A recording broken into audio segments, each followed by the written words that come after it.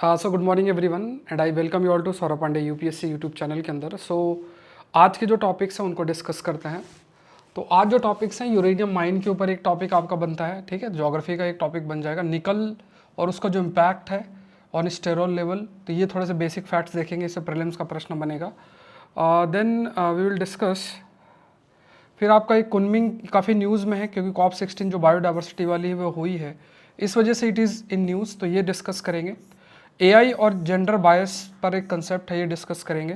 Toxic work culture, तो ये AI और जेंडर बायस यहाँ पे टेक्नोलॉजी और वुमेन रिलेटेड इश्यूज इंक्लूड कर सकते हैं। Toxic work culture corporate India की बात करें तो ये एक टॉपिक बनता है। OPEC plus crude oil output and market dynamics, ये एक टॉपिक आपके लिए फ्रेम होता है, ठीक है। उसके बाद यू हैव ये United Nation relief and work agency कई बार डिस्कस किया है, फिर डिस्कस करेंगे। Then we have China astronaut return के ऊपर है और इसमें we will discuss about certain things. जो स्पेस स्टेशन चाइना का वो डिस्कस करेंगे। फिर चाइना का ये मैपिंग देखेंगे, अजाली पोर्ट है और फिर जो मेंस का क्वेश्चन है, ठीक है। स्पेसिफिक जो है ये आप लोग जैसे स्टेट पीएससी एग्ज़ाम की तैयारी अगर कर रहे हो या फिर आप यूपीएससी की तैयारी कर रहे हो तो ये कंटेंट आपके लिए बहुत बहुत यूज़फुल है, ठीक है। जो यूपीएससी का लेवल है या कई स्टेट पीएससी का जो लेवल है उसमें हमें थोड़ा सा एक अलग अप्रोच फॉलो करना पड़ता है। देखो पहले क्वेश्चन देखो, a technology often mirror societal biases, ये मैंने पेपर से ये लाइन ली है। Potentially reinforcing stereotypes instead of empowering women. अब इस पर बहुत मतलब बैलेंस्ड भाषा का इस्तेमाल आपको करना और अच्छा लिखना आना चाहिए, दैट इज़ वेरी इंपॉर्टेंट। तो ये एक ध्यान में रखना है। आप मुझसे कनेक्ट कर सकते हैं, ये नंबर है आपका, इस पर आपको मैसेज करना है और कोर्स से रिलेटेड जानकारी वो भी आप यहाँ ले सकते हैं। आप अपने आंसर यहाँ पे सेंड कर सकते हैं, ये देख सकते हो। तो यहाँ पे Saurabh Pandey UPSC Telegram channel पे आपको अपने आंसर को सेंड करना है।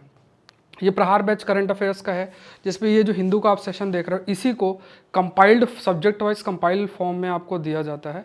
At the same point of time दूसरे जो सब्जेक्ट्स हैं, मतलब दूसरे sources PIB, down to earth, physics.org और ऐसे सोर्सेस, योजना मैगजीन, प्रीलिम्स के प्रैक्टिस सेट भी मैं लास्ट में आपको दूंगा, mains question, graphic current affairs, सब कुछ आपको इस कोर्स के अंदर अवेलेबल रहेगा, ठीक है। तो ये है, ये इसको ये 2 साल का कवरेज है, ये भी आपको ध्यान में रखना है। मतलब अगर आपको लगभग 2 इयर्स का कवरेज करना है तब भी आपको इसके लिए जुड़ना पड़ेगा, ठीक है। लिंक डिस्क्रिप्शन बॉक्स में सारे कोर्सेज के लिए आपको ये वेबसाइट देखनी है saurabpandeyupsc.com और इसमें ऑल कोर्सेज पे क्लिक करना है। आप लॉगिन करके लैपटॉप से क्लासेस कर सकते हैं।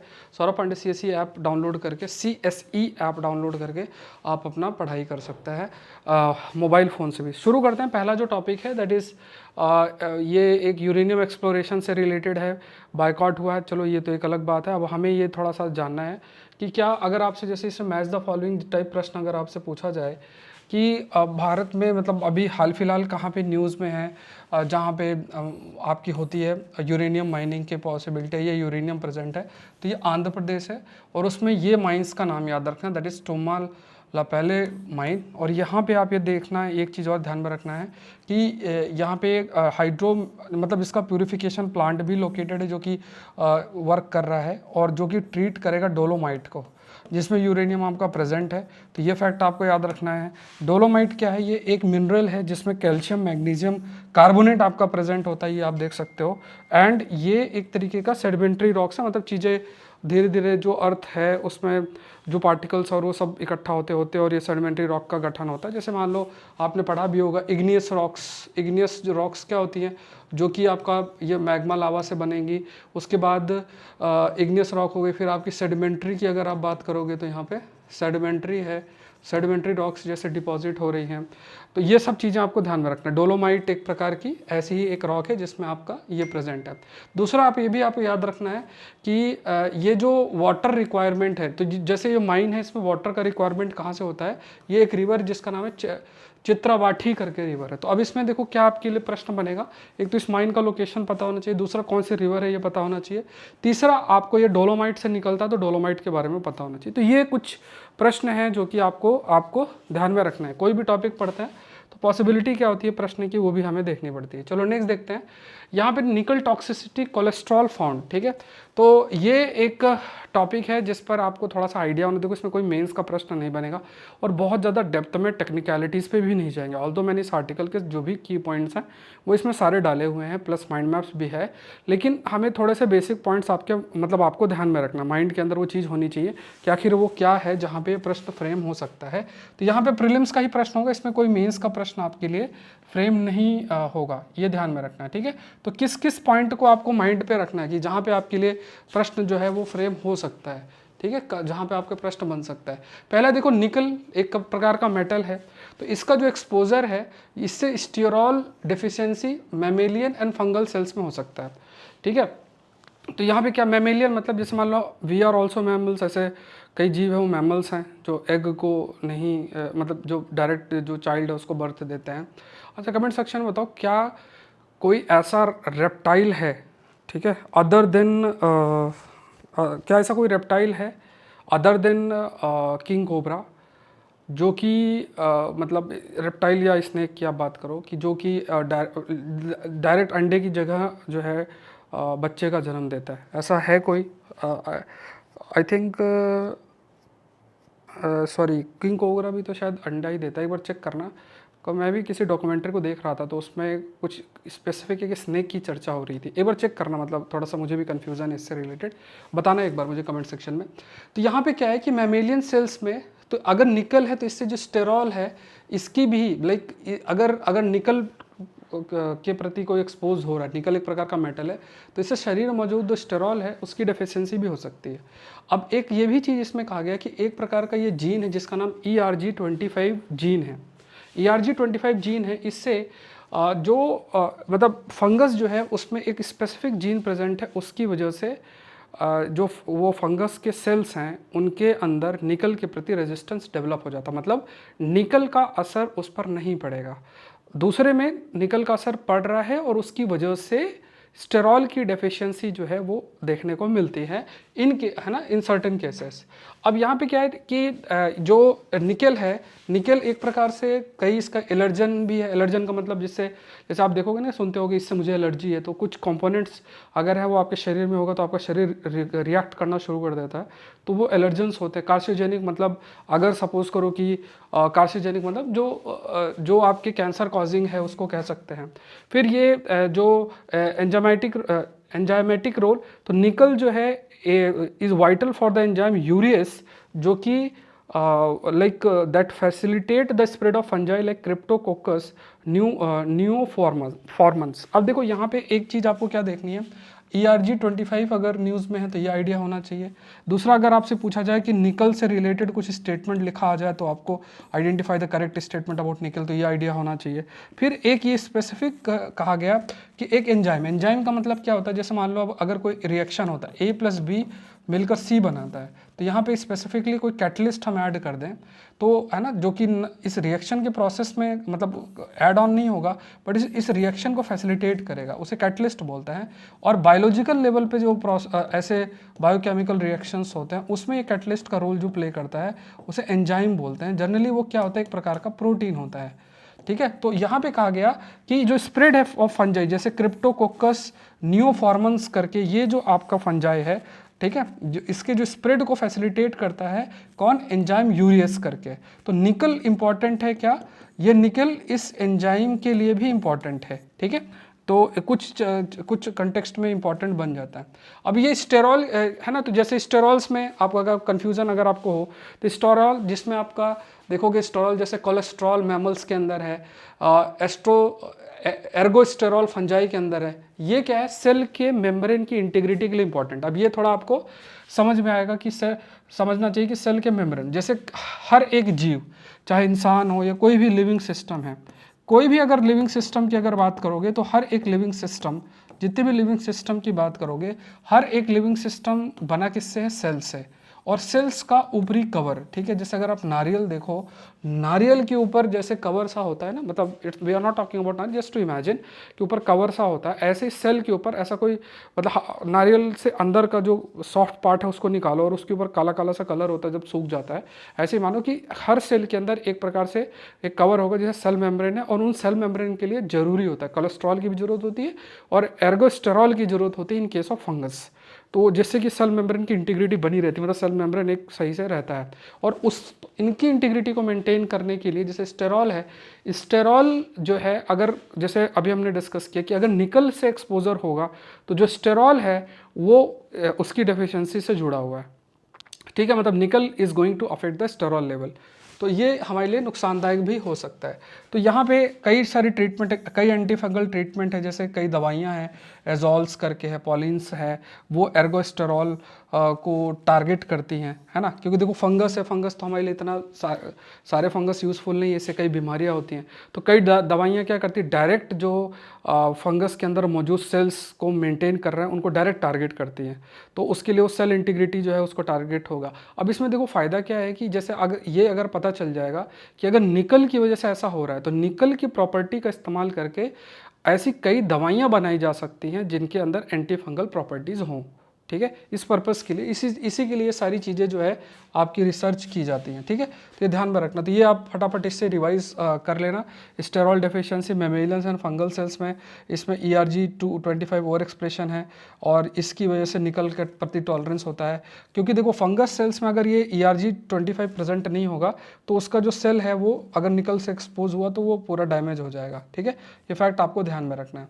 अब यहाँ पे फिर इस पर कुछ स्टडीज़ हैं, ये आपको ध्यान में, जैसे मैंने अभी आपको बताया यूरियस एंजाइम की अगर बात किया जाए तो इसके वर्किंग के लिए निकल की ज़रूरत होती है इन सर्टेन केसेस, सर्टेन जैसे ये एक प्रकार का फंगस है उसके कंटेक्स्ट में देखा जाए तो उसके लिए इंपॉर्टेंट है। तो इतना देखो डिटेल में नहीं जाएगा, इसमें एक और भी है कि एक प्रकार की जीन भी होती है जिसका नाम प्रोटीन होता है जिसका नाम SRE1 प्रोटीन है। तो SRE1 प्रोटीन जो जीन है ये आप कह सकते हो कि इसका भी एक इम्पॉर्टेंस है, ठीक है, जो कि डिटरमाइन करता है कि कितना सेंसिटिविटी है टुवर्ड्स द निकल। मतलब अगर SRE1 प्रोटीन जीन प्रेजेंट है, तो अगर ये जीन प्रेजेंट है तो सेम प्रोटीन होगा और that protein will help to कि निकल के प्रति जो टॉलरेंस लेवल है दैट इज बेसिकली डिटरमाइंड। तो अगर आपसे पूछा जाए कि रिसेंटली SRE1 प्रोटीन न्यूज़ में था तो किससे रिलेटेड है, तो ध्यान में रखना है।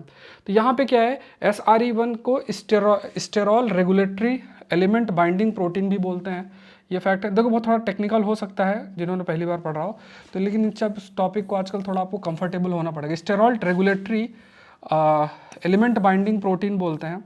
अब अगर मान लो लो कोलेस्ट्रॉल लेवल है तो इससे क्या है कि अगर कोलेस्ट्रॉल लेवल लो है तो इससे SREBM protein that is going to affected. अगर निकल का जो है एक्सपोजर होता है तो ये जो प्रोटीन है जिसे हम ये कहते हैं SRBP, तो इसमें क्लीवेज क्रिएट होता है, मतलब that is also going to be affected. तो इससे अगर ये अफेक्ट होगा तो इससे जो निकल के प्रति टॉलरेंस है that is also going to affected. तो देखो यहाँ पे सिर्फ आप इतना जानो कि रिसेंटली SRE1 प्रोटीन जीन थी न्यूज़ में थी, तो क्या है, एक तो ये जानना है। दूसरा आपको जानना है, दूसरा एक एस्पेक्ट है जो इम्पॉर्टेंट है कि निकल का क्या रोल है।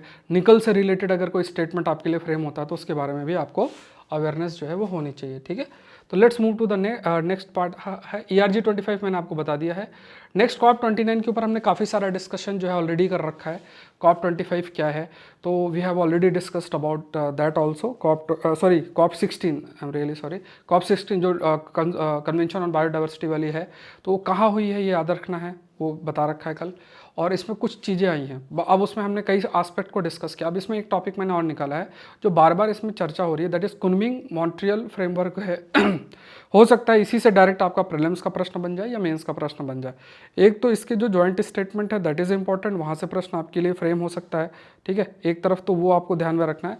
दूसरा एक जो मैंने आपको हाईलाइट किया है कि there is also a possibility कि they can also frame question on like about this framework also, ठीक है, इससे रिलेटेड भी फ्रेमवर्क बन सकता है। COP16 का जो जॉइंट स्टेटमेंट उससे रिलेटेड जो हमने कल चर्चा भी की थी, तो ये थोड़ा सा देखते हैं, ठीक है। तो इसमें थोड़ा अभी जो हमारे लिए इंपॉर्टेंट है, ये फ्रेमवर्क बहुत इंपॉर्टेंट है। इस फ्रेमवर्क के ऊपर मैंने सारे बेसिक पॉइंट्स इंक्लूड कर लिए हैं।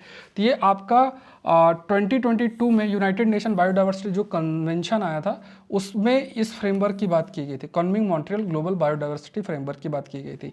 एंड यहाँ पे कहा गया कि इस फ्रेमवर्क के तहत बायोडाइवर्सिटी कंजर्वेशन के लिए क्या कदम उठाए जाएंगे पोस्ट 2020 वो एक आउटकम रहा। फिर इसमें क्या है कि अडॉप्ट कब किया गया, 15th कॉन्फ्रेंस ऑफ पार्टीज जो आपकी हुई कहाँ पे, जो CBD 15th हुई, ठीक है, कहाँ आपकी हुई 2022 के अंदर, ये जो आपकी हुई उसके तहत। तो जो यूनाइटेड नेशन बायोडाइवर्सिटी कॉन्फ्रेंस आपकी हुई जो कि मॉन्ट्रियल कनाडा में हुई 19 दिसंबर 2030 के अंदर, वहाँ पे ये जो फ्रेमवर्क है वो आपका रीच किया गया और कैसे हम प्रोटेक्ट करेंगे 2030 तक उसको सामने रखा गया।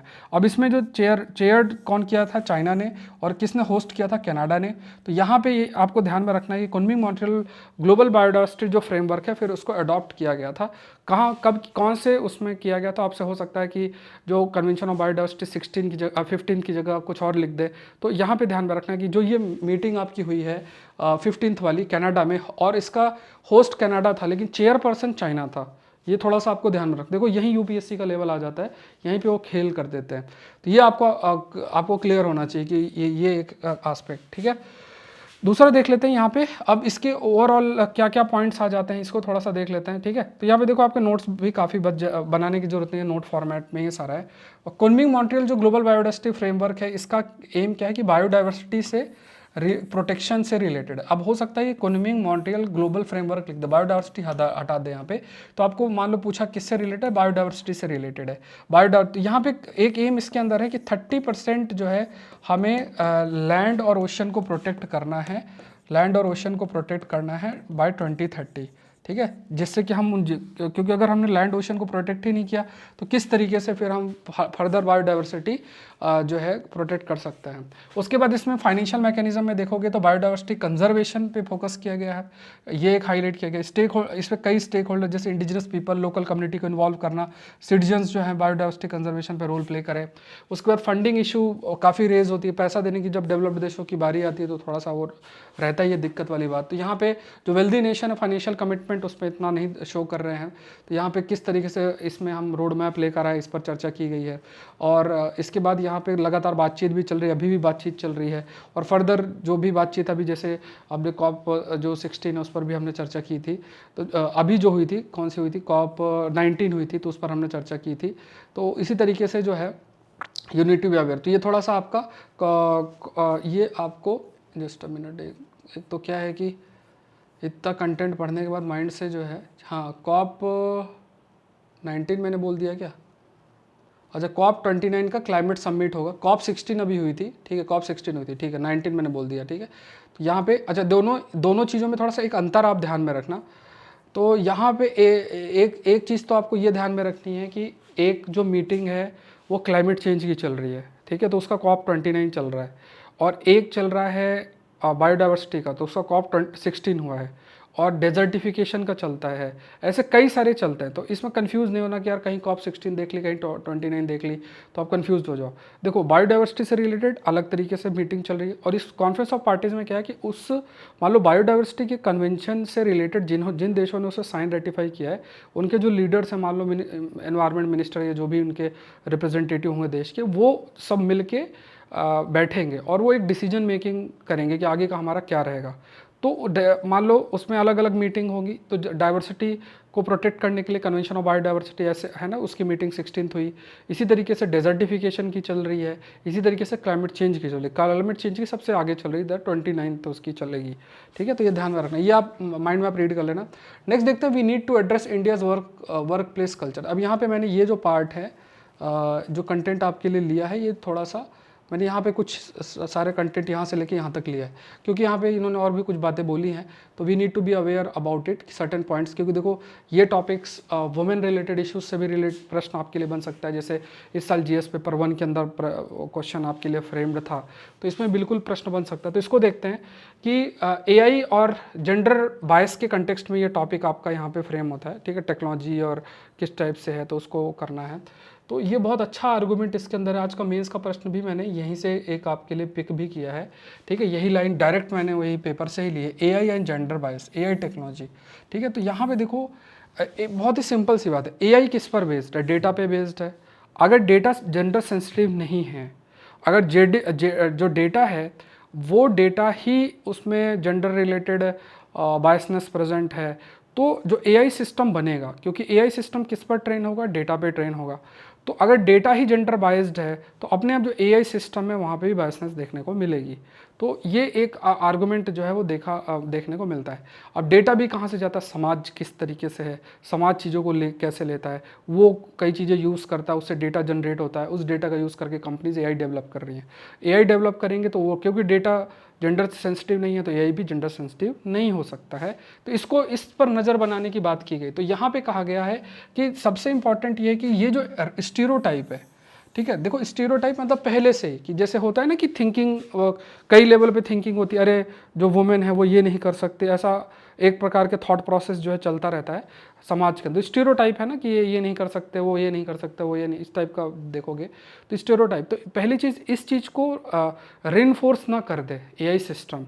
तो एम्पावरिंग ऑफ वुमेन से रिलेटेड बहुत मैटर करता है कि ये चीज़ें जो है दूर आपका किया जाए, ठीक है, और अपॉर्चुनिटीज़ मिले। तो यहाँ पे क्या है कि एआई जो है डिजिटल अब्यूज़ का भी है, वायलेंस है, थ्रेट अगेंस्ट वुमेन। आप देखो ना, आप देखोगे आजकल, जैसे आप वुमेन की डिग्निटी की बात करो, आजकल किसी की भी इमेज को कुछ भी लेके वीडियो ऑडियो बनाया जा सकता है और किसी को ब्लैकमेल किया जा सकता है, है ना। अब बहुत ही यंग एज है, आप भी जब अपने घर पे रहो तो जो यंग हैं आपके घर में जो कोई यंग है तो उनको आप इस चीज़ के बारे में अवेयर करो कि देखो परेशान होने की कोई ज़रूरत नहीं है। किसी भी पर्सन ने अगर आपकी इमेज, फ़ोटो या कुछ इस्तेमाल करके और उसने कुछ क्रिएट कर लिया है, एआई से देखो आजकल हर चीज़ हो सकती है, तो अगर ऐसा किएगा तो घबराने की ज़रूरत नहीं है। ये साइबर क्राइम का इशू है, हम इसको रिपोर्ट कर सकते हैं, क्योंकि मान लो कोई 15 साल, 18 साल, 17 साल, मतलब नहीं अवेयरनेस है, अब इस स्थिति में उनको उस इशू को फेस करना पड़ रहा है और वो आपसे भी शेयर नहीं कर सकते हैं। तो उस स्थिति में आपको ये चीज़ अपने घर के अंदर अवेयरनेस जनरेट करना पड़ेगा कि अगर ऐसा होता है तो आप आके बताओ, और उसके खिलाफ देखो ऐसे लोग साइबर क्रिमिनल्स हैं, उसके खिलाफ स्टेप्स जो है लिए जा सकते हैं। लेकिन फिर भी एआई तो एक अपॉर्चुनिटी दे ही रहा है ना, मतलब एक टेक्नोलॉजी आपको एक हाथ में टूल दे रही है जिससे कि जो वायलेंस भी किया जा सकता है, बुलिंग भी की जा सकती है, एब्यूज़ भी किया जा सकता है वुमेन को डिजिटल सिस्टम के अंदर। तो वो चीज़ थोड़ा सा एक चैलेंज जो है वो बनता है। फिर इसमें कहा गया कि वुमेन का रिप्रेजेंटेशन बढ़ाना, जो अंडर रिप्रेजेंटेशन है वुमेन का टेक डेवलपमेंट में, क्योंकि देखो अगर वुमेन का रिप्रेजेंटेशन होगा तो एक तो जैसे इश्यूज़ को समझना ना, अभी मेन मान लो हैं तो हो सकता है वो भी they are also aware about it, but still अगर वुमेन का रिप्रेजेंटेशन होगा तो एक डिफरेंट पर्सपेक्टिव भी सामने आएगा, और वुमेन अगर उसको लीड कर रही हैं तो इन ऐसी चीज़ों का एआई बेस्ड सिस्टम है, ऐसी चीज़ों का जो वुमेन के खिलाफ इस्तेमाल हो सकता है उसको कैसे काउंटर करें, उसके लिए भी कदम आपका उठाया जा सकता है। फिर कंटेंट का प्रॉपर मॉडरेशन है, बड़े बड़े जो बिग टेक प्लेटफॉर्म्स हैं वो कंटेंट को कैसे, जो हार्मफुल कंटेंट है तो यहाँ पे इस एरिया में भी इन्वेस्टमेंट और सब जरूरी है। रिस्पॉन्सिबिलिटी शेयर, तो प्लेटफॉर्म्स भी रिस्पॉन्सिबल, जो भी कंटेंट क्रिएट हो रहा है, डिस्ट्रीब्यूट हो रहा है, उसके लिए जो प्लेटफॉर्म्स हैं उनकी भी जिम्मेदारी बनती है, ठीक है। तो यहाँ पे शेयर्ड रिस्पॉन्सिबिलिटी हो रही है, ये आप रिवाइज कर लेना यहाँ से फटाफट, है ना। ये मैंने आपके रिवीजन के लिए ऐसी चीज़ों को डाल दिया है। फिर उसके बाद क्या है, वुमेन्स जो हैं अगर हैरेसमेंट होता है तो ऑनलाइन रिपोर्ट कर सकते हैं। यहाँ पे फीमेल का जो पार्टिसिपेशन है उसको इंक्रीज़ करना टेक डेवलपमेंट के अंदर, ऑल दो आजकल आईटी कंपनीज और देखोगे तो वुमेन रिप्रेजेंटेशन अच्छा इंप्रूव भी आपका हो रहा है। तो ये पॉइंट्स थोड़े से इंक्लूड किए गए हैं कि क्या अगर एम्पावरिंग ऑफ वुमेन की जब हम बात करते हैं तो उस पर किस प्रकार के चैलेंजेस जो हैं वो देखने को मिलते हैं, ठीक है, किस तरीके के चैलेंजेस जो हैं वो देखने को मिलते हैं। तो ये कुछ पॉइंट्स है, देखो कोई भी आर्टिकल है, ज़रूरी नहीं है आपको लाइन टू लाइन पढ़ने, तो वो सब पॉइंट्स आपको ऐड कर दिए गए हैं, रिवीजन का चीज़ें ऐड कर दी गई हैं, तो वो आप लोग को गो थ्रू हो जाना है, ठीक है। अगर आप सेशन देख रहे हैं तो लाइक बटन ज़रूर से प्रेस करें और चैनल को भी ज़रूर से सब्सक्राइब करें। आप अगर किसी स्टेट पीएससी की तैयारी कर रहे हैं और अगर आपका सिलेबस यूपीएससी से मिलता है तो ये सेशन आपके लिए बहुत हेल्पफुल है, ठीक है। Let's move to the next part. यहाँ पे big tech fails unsafe online spaces for women. तो अच्छा सॉरी, मैंने थोड़ा सा क्या कर दिया, ये वाली जो इमेज है ना, ये पुराना वाला आर्टिकल, थोड़ा सा करेक्ट कर लो। ये वाला जो इमेज है ना, ये जो कंटेंट है ना इस आर्टिकल का है, ठीक है। ये थोड़ा इमेज पेस्टिंग में गड़बड़ी हो गई है, और वो वाला जो है वो इसमें है, ठीक है। तो ये वही मैं सोच रहा था, क्योंकि पहला ये जो big tech fail unsafe online space for women, ठीक है। तो ये थोड़ा सा देखिए, अब ये जो है टॉक्सिक वर्क कल्चर है ना, वो ये वाला है, ठीक है। टॉक्सिक वर्क कल्चर की जब हम बात करते हैं तो यहाँ पे देखो इंडिया का वर्क प्लेस कल्चर, तो ये वाला है, ठीक है। तो थोड़ा सा रिवर्स कर लेना है। मैं जो PDF आपका शेयर करूँगा उसमें मैं करेक्ट कर दूंगा इस चीज़ को, क्योंकि क्या होता है कॉपी पेस्ट आर्टिकल करते हैं तो कई बार इधर उधर हो जाता है, तो कंफ्यूज नहीं होना है। ठीक है, toxic work culture in corporate India की बात की गई है। टॉक्सिक वर्क कल्चर, अब जैसे इस बार GS पेपर 1 पे प्रश्न था आपका, टॉक्सिक वर्क कल्चर के कंटेक्स्ट में एक प्रश्न आपका था, मतलब वुमेन फ्रीडम और उससे कुछ लिंक करके GS पेपर में। तो ऐसे टॉपिक्स आपको पढ़ने की थोड़ी सी आदत जो है वो होनी चाहिए। तो इसको थोड़ा सा देख लेते हैं। Toxic work culture, toxic work culture आप देखो ना, मतलब हम लोग भी देखते हैं, आप लोग भी देखो कि चाहे वो मैन हो वुमेन हो, यंग एज में गर्ल्स हैं बॉयज़ हैं, वो लगे हैं मतलब एकदम से लैपटॉप लिए बैठे रहना और दिन भर काम करते रहना, बाहर निकलने को मिलना नहीं, एक अलग ही तरीके का साइकोलॉजिकल डेवलपमेंट आपका हो रहा है। हेल्थ भी अफेक्ट होता है, पर्सनल लाइफ भी अफेक्ट होती है, और जो एक साइकोलॉजिकल ट्रांसफॉर्मेशन हो रहा है वो तो हो ही रहा है। तो और उसमें भी फिर बहुत सारे चैलेंजेस हैं। तो ये टॉक्सिक वर्क कल्चर कैसे ट्रांसफॉर्म किया जाए, इस चीज़ को कैसे बदला जाए, नॉट टू ट्रांसफॉर्म, कैसे रोका जाए, ये देखना बहुत इंपॉर्टेंट है। तो यहाँ पे ये जो मतलब यहाँ पे जो आपके एम्प्लॉयज़ हैं उनको अप्रिशिएट नहीं करना, ठीक है, ये लैक ऑफ रिस्पेक्ट है, ये एक अलग तरीके का थॉट प्रोसेस चलता रहता है। एक्सेसिव वर्क आवर्स भी होते हैं, वो यहाँ पे ये भी है। ठीक है, इनसफिशिएंट स्टाफिंग की वजह से यहाँ पे बहुत सारे अनरियलिस्टिक टारगेट, आपने 100 अचीव किया तो आपको 1000 का टारगेट दे देंगे, आपको ये नहीं बोलेंगे बहुत बढ़िया, इस टाइप की चीज़ें करते रहते हैं। अनफेयर कंपनसेशन है, पे स्ट्रक्चर की इंप्रूवमेंट है, लीगल रिकोर्स भी है कि अगर मान लो एम्प्लॉयज़ अफेक्ट भी होता है तो लीगल रिकोर्स फेस करना पड़ता है। मतलब अगर है ना, तो वहाँ पे उनके लिए उन्हें कोई मदद भी नहीं, कंपनी सारे डॉक्यूमेंट्स और ये सब साइन करा लेती हैं। तो ये इसलिए लोग फ्रीडम की तरफ जाते हैं। अब हम लोग तो चलो, मतलब आप ये मानकर चलो कि एक कदम उठाना चाहिए, अगर आप केपेबल हो तो अपना कुछ कर सकते हो। इसीलिए देखो इतना टेंशन, मतलब लोग अच्छा खासा कमा रहे हैं, लाख 2 लाख 4 लाख कमा रहे हैं महीने के, मान लो कई लोग, तो वो फिर भी गवर्नमेंट जॉब की तरफ जाएंगे और मन की शांति नहीं है। बहुत सारे IT प्रोफेशनल वो सब काम करते हैं। तो ये चीज़ें एक देखने को, तो पुअर परफॉर्मेंस इवेल्युएशन ये देखना है। पब्लिक वर्सेस प्राइवेट सेक्टर की बात करें तो यहाँ पे पब्लिक सेक्टर में इतना कुछ नहीं है, वहाँ उल्टा ही होता है। और सरकारी ना उसमें तो आप देखो उल्टा ही होता है, थोड़ा सा काम बोल दिया जाए तो वहाँ बड़ी दिक्कत हो जाएगी। मतलब एक जो वर्क कल्चर है वो मतलब इतना रिलैक्स्ड है, और वहाँ अलग ही पॉलिटिक्स चलती रहती है। प्राइवेट सेक्टर में अलग है, टॉक्सिक वर्क कल्चर है, तो वो है ना। तो जॉब सिक्योरिटी और ये सब प्राइवेट सेक्टर के अंदर आपको देखने को नहीं मिलता है। तो यहाँ पे रेगुलेटरी रिफॉर्म्स ज़रूरी है।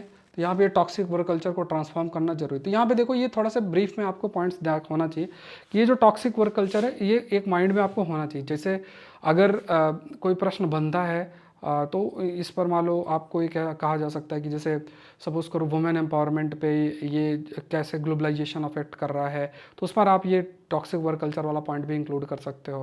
तो ये सब थोड़ा सा आपको थॉट प्रोसेस डेवलप करना पड़ेगा, और UPSC GS पेपर 1 में खासतौर से इन एरियाज से प्रश्न आपके लिए फ्रेम करती है। नेक्स्ट देखते हैं OPEC plus output hike shows soft demand reality. देखो ओपेक प्लस क्या है, ओपेक प्लस बेसिकली क्या है, ये ऑर्गेनाइजेशन है जो पेट्रोलियम एक्सपोर्टिंग कंट्रीज़ हैं, ओपेक ग्रुप है, और प्लस और भी जैसे रशिया जैसे देश मिलके ओपेक प्लस बनाते हैं। मतलब खासतौर से एक ऐसी ग्रुपिंग है जहाँ पे जो कि ऑयल को एक्सपोर्ट करते हैं, उनकी ग्रुपिंग। अब अगर यही एक्सपोर्ट करते हैं, ये भी यही डिसाइड करते हैं कि प्राइसिंग क्या रखनी है, सप्लाई कैसे मेंटेन करना है। जितना अधिक ऑयल का डिमांड होगा उतना अधिक ये आप कह सकते हैं सप्लाई करेंगे, और उसके बाद उतना अधिक ये लोग अर्निंग कर सकते हैं। बट प्राइस स्टेबिलिटी रहे, ये बहुत इंपॉर्टेंट रहता है, इसके लिए प्रयास करते रहते हैं। अब इसमें कहा गया कि क्योंकि लोग अब एनर्जी ट्रांजिशन की तरफ जा रहे हैं, अब रिन्यूएबल एनर्जी की तरफ जा रहे हैं, तो धीरे धीरे क्या है कि डिमांड रिड्यूस भी होती जा रही है। तो ये एक एस्पेक्ट है, अगर डिमांड रिड्यूस हो, सप्लाई ज़्यादा, तो प्राइस रिड्यूस करना पड़ता है, इसलिए ये सप्लाई को भी रिड्यूस कर देते हैं। तो या ऐसी स्थिति में ये नहीं कि ये डिमांड बहुत ही कम है फिर भी ये प्राइस बढ़ाते जाएं, तो ऐसा तो नहीं कर सकते हैं। तो यहाँ पे अगर आप देखोगे कि ओपेक ने अभी जो प्राइस है उसको बढ़ाने से थोड़ा सा डिले किया है। It has delayed increasing crude oil output, है ना, क्योंकि एक जो टेंशन आपका चल रहा है ईरान और इन सब का मिडिल ईस्ट में, और डिमांड जो क्रूड ऑयल का है एशिया के अंदर वो भी हैज़ नॉट मेट फॉरकास्ट, है ना। तो ये भी ओपेक प्लस का एक डिसीजन को अफेक्ट कर रहा है।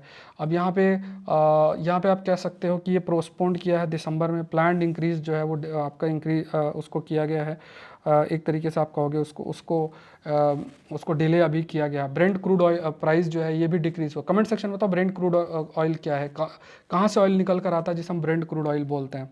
इंपोर्ट भी है, एशिया के अंदर जो क्रूड ऑयल इंपोर्ट भी आपका रिड्यूस हुआ है, और इसके बाद धीरे धीरे जो डिमांड है that is also going to reduce, ये है। फिर उसके बाद ये भी कहा गया है कि अगर डोनाल्ड ट्रंप आते हैं तो ईरान के साथ जो टेंशन है वो फर्दर बढ़ जाएगा काफ़ी ज़्यादा इलेक्शन के बाद। हो सकता है अगर डोनाल्ड ट्रंप आते हैं तो ये भी एक टेंशन है, तो इससे भी एक कंसर्न जो है रेज होता है। नेक्स्ट देखते हैं, Israel notifies UN about the savouring ties with UNRWA। तो ये थोड़ा सा देख लेते हैं। UNRWA United Nation relief and work Agency. तो यहाँ पे क्या है, IR का टॉपिक GS पेपर 2 के लिए हम देख लेते हैं। तो यहाँ पे लेट्स सी कौन कौन से एस्पेक्ट हैं। अच्छा, ये मैं आपको बता देता हूँ कि देखो, न्यूज़पेपर से रिलेटेड कंटेंट 2-2 घंटे नहीं करने हैं। अगर आप 2 घंटे न्यूज़पेपर पे 2 घंटा आंसर राइट मतलब नोट्स बनाने में कर 4 घंटा अगर इसमें दे रहे हो, तो फिर आप ये मानकर चलो कि आप फिर न्यूज़पेपर वाले बन जाओगे, उस पर सिलेक्शन तो नहीं होगा। इसमें देखना है कि आप ज़्यादा से ज़्यादा 1-1.5 घंटा का टाइम देना है। बाकी आपको अपने स्टैटिक पे वर्क करना है, अपने ऑप्शनल पे वर्क करना है, आंसर राइटिंग पे वर्क करना है। करंट अफेयर्स एक महत्वपूर्ण पार्ट है, बहुत इंपॉर्टेंट है। ये जो सेशन है ये भी है। इसके अलावा जैसे मैंने आपको कई बार बोला कि प्रहार बैच या दूसरे जो बैचेस चल रहे होते हैं करंट अफेयर्स के पुराने जो कंटेंट आस्पेक्ट है उसको भी कवर किया जा रहा है, तो उसको भी मैं रन कर ही रहा हूँ, तो उसका आप हिस्सा बन सकते हैं। ठीक है, उसकी डिटेल हम लास्ट में सेशन के डिस्कस करेंगे।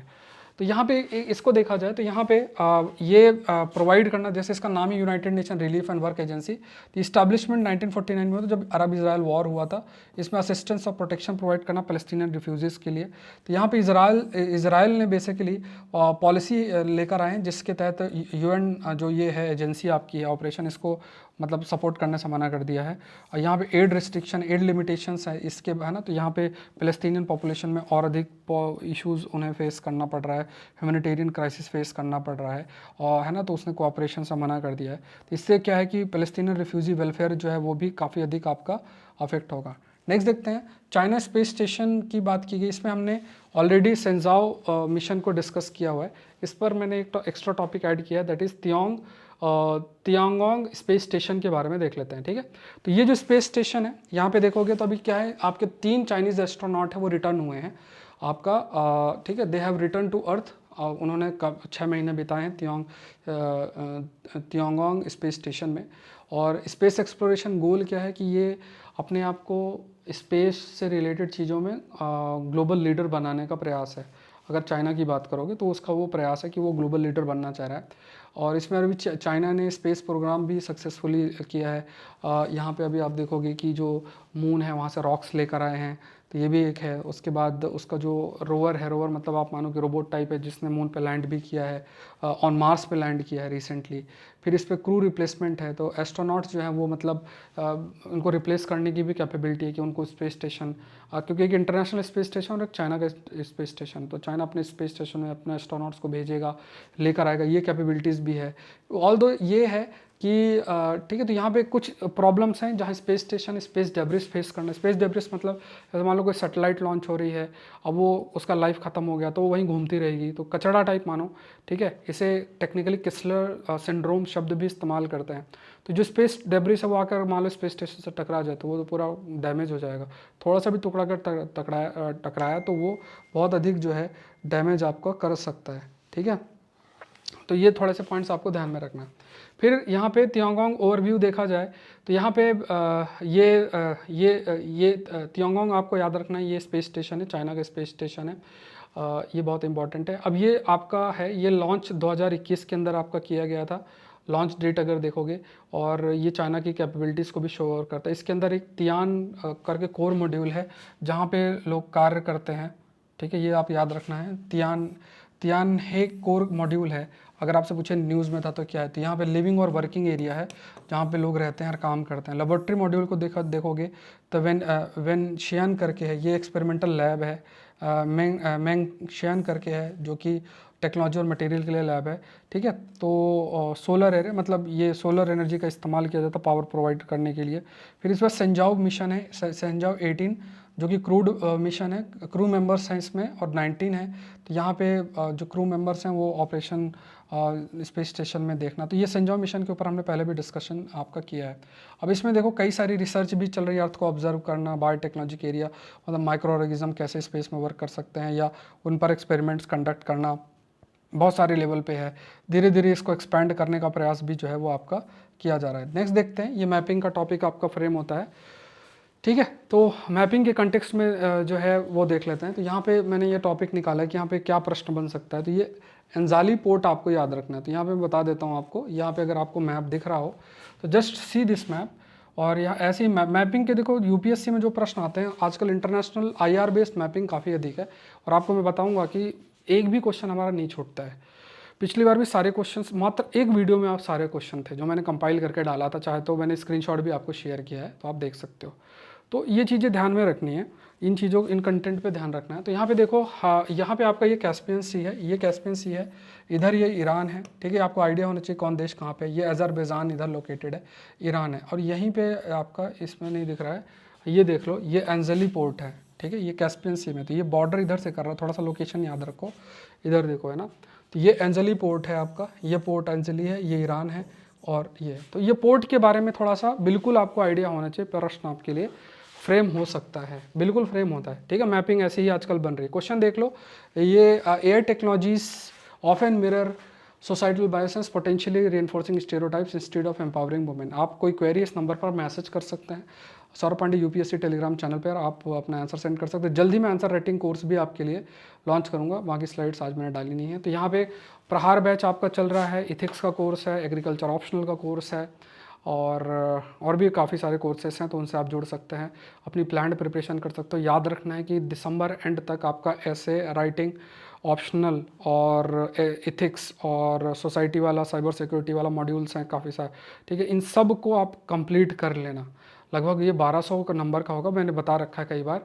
इनको कंप्लीट करो, बहुत एडवांटेज में रहोगे। बाकी हिस्ट्री, ज्योग्राफी, पॉलिटी, इकोनॉमी और ये जो टॉपिक्स हैं, ये प्रीलिम्स से स्पेसिफिक है, तो प्रीलिम्स के लिए जब आप एकदम से फुल फ्लेज्ड करोगे तब भी इन चीज़ों को आप कवर कर सकते हो, मतलब अगर आपने एक बार चीज़ों को पढ़ रखा है, ठीक है। तो ये सब चीज़ों से रिलेटेड एसे का कोर्स ऑलरेडी चल रहा है, जिसका आपका इवेल्युएशन होगा। इसके बाद इथिक्स का चल रहा है, जिसमें आप अपना देख सकते हो, मैंने उसमें नोट्स डाल दिए हैं, वीडियो लेक्चर डाल दिए हैं। बुक सीरीज़ बहुत इंपॉर्टेंट है, बुक सीरीज़ में आपको ये देखो, कल मैंने एनवायरनमेंट के लेक्चर्स और सब डाल दिए हैं। उसके अलावा अभी टीएमएच वाली किताब की पढ़ जाएगा, वो है इथिक्स वाले वीडियोस, कंटेंट उस पर पढ़ जाएगा, है ना। तो पूरी जो किताबें हैं सारी कवर बुक सीरीज़ के अंदर हो रही हैं, जो एडवांस किताबें हैं, नॉट एनसीईआरटी, जो एडवांस बुक्स हैं। तो वो दिसंबर तक उन सारी किताबों को मैं कंप्लीट कर दूंगा। एक बार कंप्लीट हो जाएगा तो उस कोर्स का प्राइस और इंक्रीज़ हो जाएगा, ठीक है, क्योंकि वो बहुत मेहनत का काम है और बहुत ज़्यादा कंटेंट उसके अंदर रहेगा, ये आपको ध्यान में रखना है। तो आज के लिए इतना ही। सेशन को लाइक करें, चैनल को सब्सक्राइब करें, मिलते हैं नेक्स्ट सेशन में। Thank you everyone, thank you.